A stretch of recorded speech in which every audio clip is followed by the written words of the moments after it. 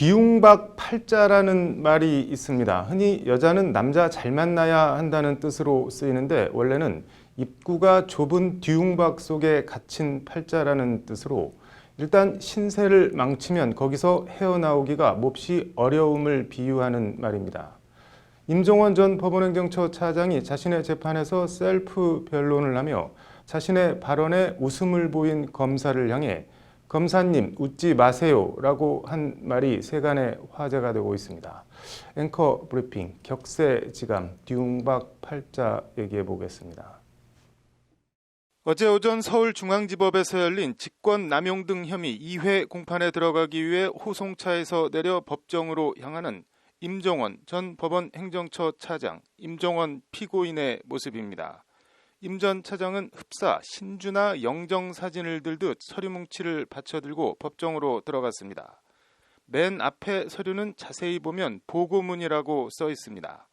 법원행정처 차장 시절 작성했던 보고문으로 추정됩니다. 임 전 차장은 법정에서 본인이 직접 나서 주요 쟁점에 대한 변론을 펼쳤습니다.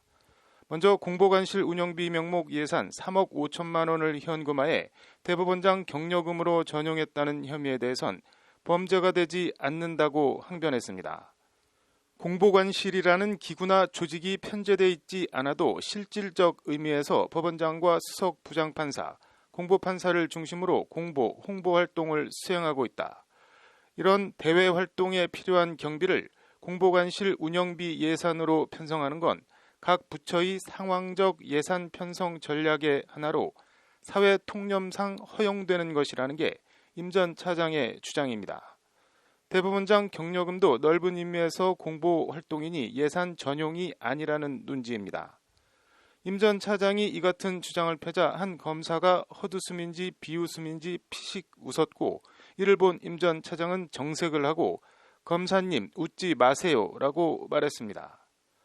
피고인에게 웃지 말라는 지적을 당한 검찰은 즉각 반발하며 재판장인 윤종섭 부장판사에게 이건 주의를 주셔야 할 것 같다고 정식으로 문제를 제기했습니다. 이에 재판장은 임 전 차장에게 방금 검사를 향해 지적한 건 변론 내용은 아닌 것 같다며 그런 건 재판장이 지적할 사안이다. 앞으로 그런 발언을 삼가달라고 말했습니다. 한마디로 임 전 차장을 향해 당신은 지금 판사도 아니고 법관 선배도 아니고 피고인으로 법정에 서 있으니 신분을 망각하지 말라는 지적입니다. 임 전 차장은 주의하겠다고 답변했습니다. 이어진 심리에서 최소 주 3회 또는 주 4회 기일을 진행해야 한다는 검찰의 집중심리 요구에 대해서도 임 전 차장은 강력하게 반발했습니다. 제가 구치소에서 쭈그리고 앉아서 기록을 보는데 기록을 볼 수 있는 양의 한계가 있다. 구치소 불도 9시면 꺼진다. 검찰은 임종원 한 사람을 상대로 모든 화력을 집중하면서 우리는 링 위에 올라와 있으니 피고인도 올라오라고 하는데 이건 현실적으로 불가능한 것을 요구하는 것이라고 읍소했습니다. 구치소에 쭈그리고 앉아서 왠지 처량하고 서글퍼지기까지 합니다. 임종원 전 차장의 이력을 다시 들춰봤습니다.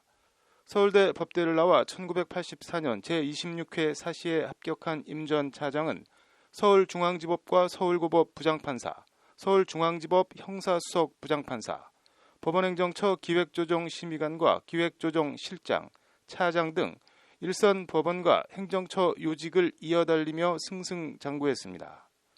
대법원장까진 몰라도 내심 대법관 정도는 따놓은 당상이라고 여겼을 수도 있을 겁니다. 모르긴 몰라도 임 전 차장은 20기 가까이 연수원 기수가 차이가 날 검사한테 법정에서 웃음이나 받을 줄은 비서울대 출신 10기 후배 판사에 그런 발언 마라는 지적을 당할 줄은 구치소에서 쭈그리고 앉아서 있을 거라고는 더더욱 아마 꿈에서도 생각조차 못했을 겁니다. 격세지감이라는 말로도 한참 모자란 뒤웅박 팔자. 이래저래 안타까운 생각이 듭니다. 앵커 브리핑이었습니다.